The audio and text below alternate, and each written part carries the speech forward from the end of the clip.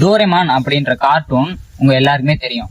ஆனா எப்படி உருவானுச்சு, யார் உருவாக்குனு உங்களுக்கு தெரியும். புஜிகோ ஃபுஜிமோட்டோ அப்படின்ற ஒரு ஃபேமஸ் ஆர்டிஸ்டால உருவாக்கப்பட்டதுதான் டோரேமான். ஜப்பான்ல உள்ள நோபிட்டா அப்படின்ற ஒரு 16 சின்ன பையனோட வாழ்க்கையை அடிப்படையா வச்சு எழுதுனதுதான் இந்த டோரேமான். கதை எழுதி 45 சாப்டர் முடியும் போது இந்த புஜிகோ ஃபுஜிமோட்டோ அப்படின்றவரை இறந்துறாரு. 1996ல புஜிகோ ஃபுஜிமோட்டோ இறந்ததுனால இந்த டோரேமானுக்கு ஒரு எண்டிங் கொடுக்க முடியல. டோரேமான் அப்படின்ற கதைக்கு எண்டிங்கே இல்லாதப்போ 2005ல அமைச்சூர் அப்படின்ற ஆர்டிஸ்ட் யாசுடி அப்படின்ற எண்டிங்கோட இதை முடிச்சு வைக்கிறாரு. ஜப்பான்ல உள்ள நோபிட்டா அப்படின்ற பையனுக்கு ஸ்கிசோபினியா அப்படின்ற ஒரு அந்த நோயால நம்ம கூட ஒரு கேரக்டர் இருக்காங்க, நம்ம கூட ஒரு ஃப்ரெண்டு இருக்கான் அப்படின்னு நம்பி வாழ்ந்துகிட்டு இருந்திருக்கான்.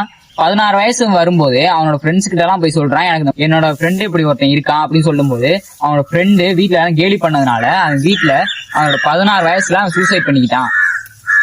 சோ இவனோட இந்த கதையை பேஸ் பண்ணி தான் இந்த புஜிகோ ஃபுஜிமோட்டோ அப்படின்றவரு இந்த கதையை எழுதுறாரு.